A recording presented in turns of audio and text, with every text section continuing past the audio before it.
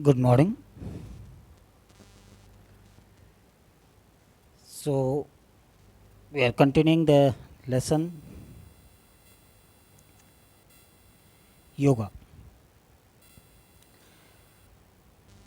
So, in this we are discussing now the 8 elements of the yoga. So, today we will discuss niyam, elements of yoga. Niyam today we are discussing. So, before this we have discussed the first element, that is yam. So, as we know, there are 8 elements of the yoga, 8 limbs of the yoga. Under the Ashtanga yoga we study yam, niyam, asan. Yam is first, niyam is second. So yam we have discussed, niyam we are discussing today. 8 elements I am revising you again. 8 elements are there: yam, niyam, asan, pranayam, pratyahar, dharana, dhyan, samadhi. So second element we are discussing today, second limb of the yoga. It is niyam. So niyama is, it includes those means which are connected to the man's physical discipline or the purification of body and mind. So what are the name? Names are the principle. These are the principle of basic disciplines of the life for purification of body and mind. So these are again 5. Name are 5. So these are Soch, purity; Santosh, containment or satisfaction; Tapsa, ardor; Swadhyay, self-study; and Ishwar Pranidhan, it is dedication to the God, Lord. So these are the 5 parts of the niyam. These 5 disciplines are there which are used for purification of body and mind. These are the physical disciplines. So we will study these 5 names in detail. First we are coming to the Soch. It is purification of internal organ, external body, and mentally. Mental purification, internal body organs purification, and external body purification.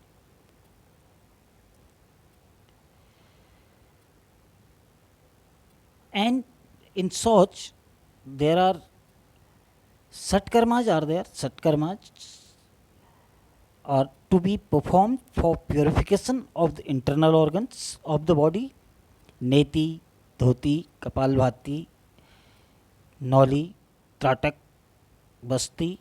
Are the 6 kriyas are known as Satkarma. These we will study under the yogic kriyas.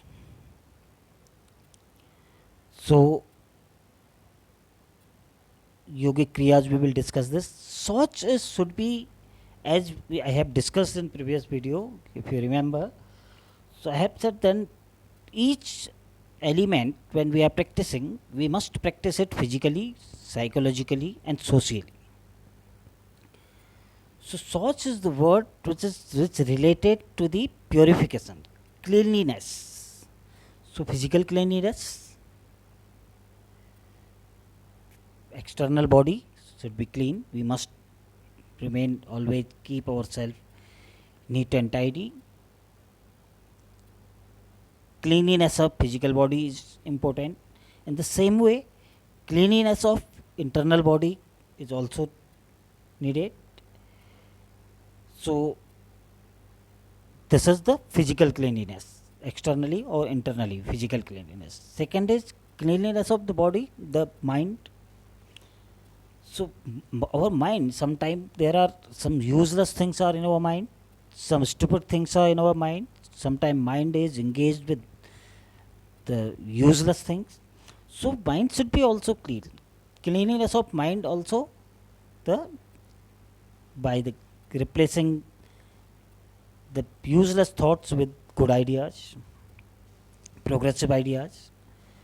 So this is the psychological cleanliness. Social cleanliness, cleaning our surroundings, keeping our surrounding clean. So the Soch word is the purification and cleanliness, physically, psychologically, and socially. We have to practice this. Then we will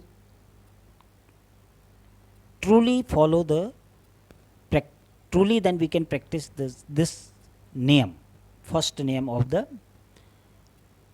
Ashtanga Yoga. So Soch is now I think clear. So the help is given for internal purification of the internal body organs. There we have the karmas are there. Sat karmas are 6 yogic kriyas which can help us to clean our internal body organs. So Neti, Dhoti, Kapalbhati, Noli, Tratak, Basti are the 6 one. These are the kriyas we can see. First one is Neti, Sutra Neti. Second one is Jal Neti. Third one picture we can see. This is second one. Part of first one. First picture there are 2 parts. First one the Neti is there. So Neti has 2 types. Sutra Neti and Jal Neti. Second kriya is the Dhoti. This is also has 2 part. Agnisar Dhoti and this is simple Dhoti. And then Noli kriya is there. Third one. Fourth one is Basti. Fifth one is Kapalbhati. Sixth one is Tratak. So these are 6 kriyas are there which helps us to clean our body internally. Then we are coming to the next niyam, another discipline of the niyam. It is Santosh. Santosh is feeling of satisfaction in life. Feeling of satisfaction in the form of what we have.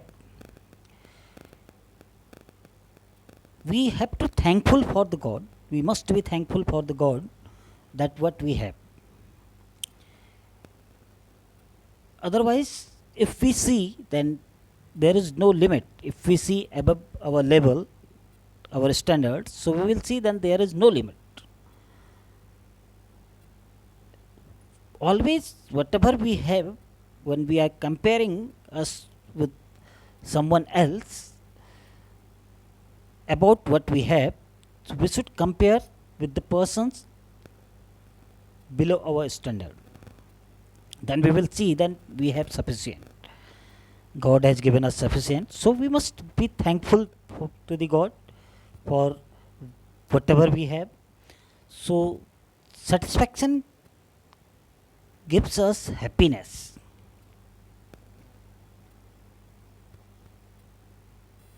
So physically we must be satisfied.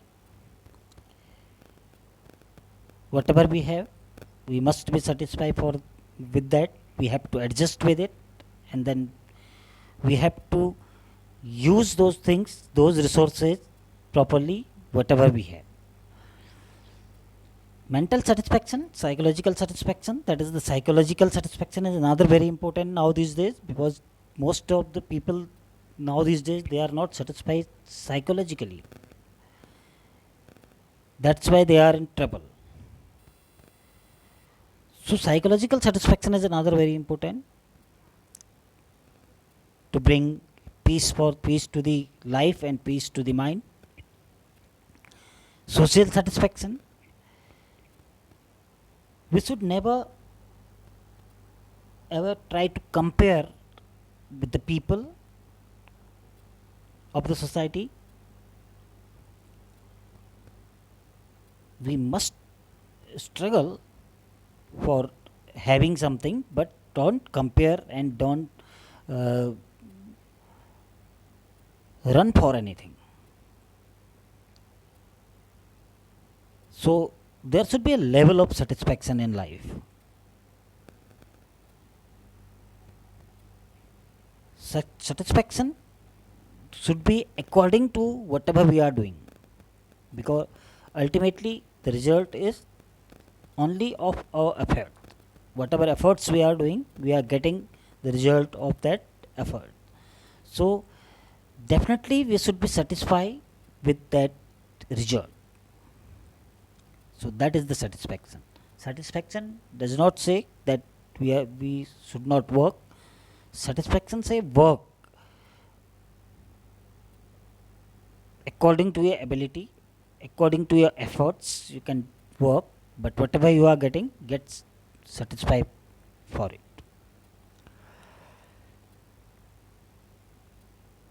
Second, then third discipline is tap. It is tapsa also known sometime. Tap. To endure the difficulties, obstacles and complex situation easily in achieving the goals. This is defined as a burning enthusiasm and discipline. Sometimes whatever we are doing, I have just discussed about in Santosh also, whatever we are doing, we are getting the result of that work what we have done. So in Tapsa, we say then this is the hard work, how we are facing the difficulties, how we are facing the situations, how we are handling the obstacles of the life, how we are handling the complex situations easily. So the hard work says that whatever we are doing, it want the cost of the aim. Whatever our goal, the goal has its cost. So we have to pay that cost in the form of hard work. If we are trying to be uh, an engineer, so definitely being a good engineer, we have to pay the cost of the engineer in the form of the struggle or hard work. Then we will achieve it. That is known as tap. One cannot become easily a great engineer. One cannot become a great doctor without facing any difficulties. Everywhere we have to face some difficulties.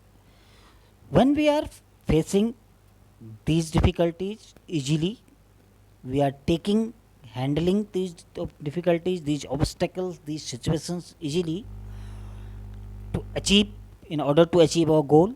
So that is the tap. Because cost of the product we have to pay in our life.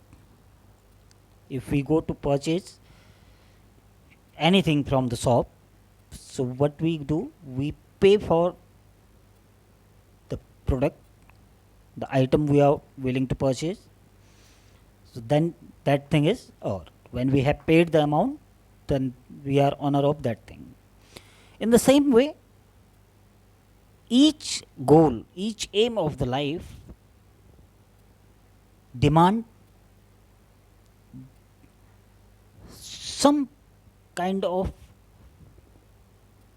hard work. That is the value for that goal or that aim. In order to achieve that goal, that aim, definitely there will be some difficulties. Definitely we have to be very disciplined, we have to avoid something, we have to change something in our lifestyle. So that's why this is known as tap. When we are ready to face or manage these difficulties and the cost,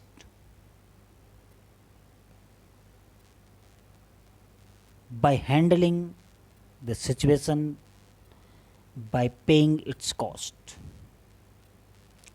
in the form of hard work,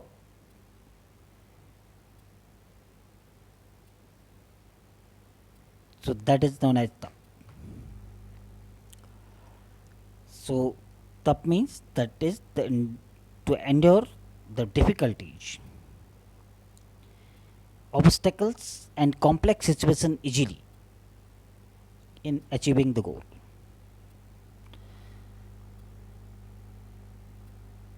In ancient time, this yoga, it is further discussed about the tap. When the saints are using, they are finding God, they are practicing hard, they are praying God, and they are in the position of meditation. So definitely they are doing a hard work. So they sometimes they feel hungry, sometimes they do not have suitable climatic conditions are there, the food is not available, so they are avoiding the food, they are avoiding water. They are just enduring the rain, cold, heat, so everything they have to face on their way. So that is the tap. In tap we need to do very hard work by facing the difficulties, obstacles and complex situations easily. The person who has handled these situations easily will only succeed in their life. Swadhyay. It is considered as a study of teaching and scriptures. Self study is preferred. It also means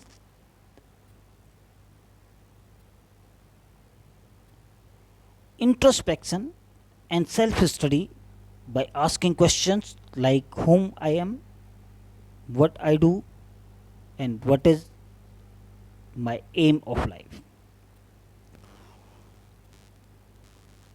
Means studying ourselves.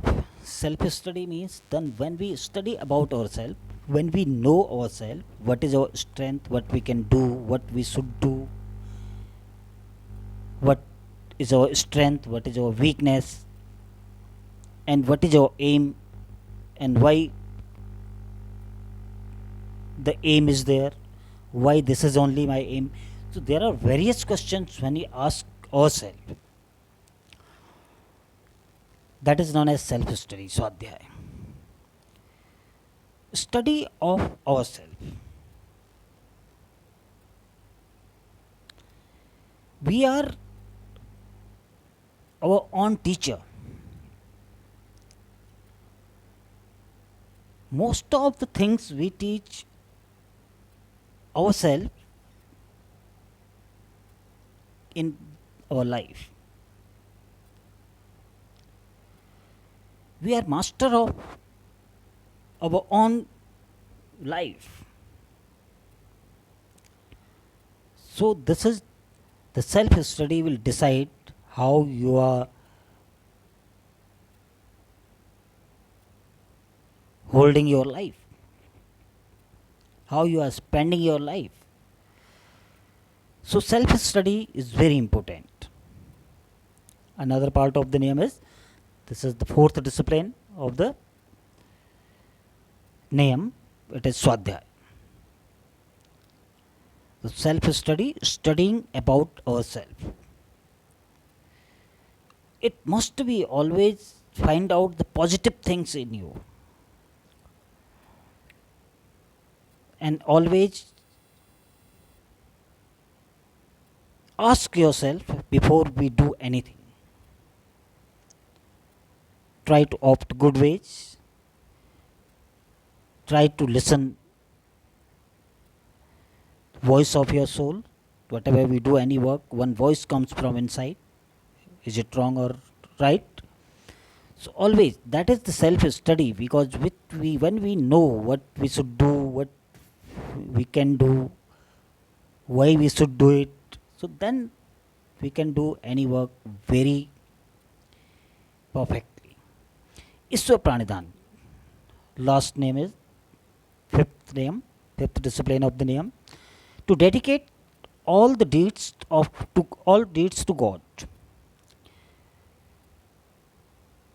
One surrenders oneself to God, expelling pride, ego, and other impurities from the mind. So we must dedicate ourselves to the God in the form of surrendering our ego or pride and other impurities of the mind. Sometimes we have ego, pride, and other useless things in our mind, and these things have no role in life, and it becomes obstacle for enjoying the things which we have. The people have everything in their life, but after that they are not happy, they are not satisfied, they have no peace of mind. Why? Because whatever they have, that thing or that whatever they have, that is creating a kind of ego, pride, and other impurities in his or her mind, by which the person is not happy and he does not have peace.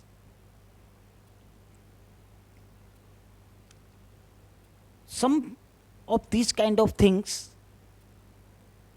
these kind of useless things which are originated in the individuals, they are bringing a lot of problem for them. Illness, lot of ailments. That's why the persons are not happy at all. Jealousy, pride, everything. These things are not keeping the persons cool and calm. These peoples are always in trouble due to these useless things, because they have everything to enjoy. So that is due to the lack of Iswa Pranidhan. We must be thankful to the God for whatever they have given, and surrender yourself to the God,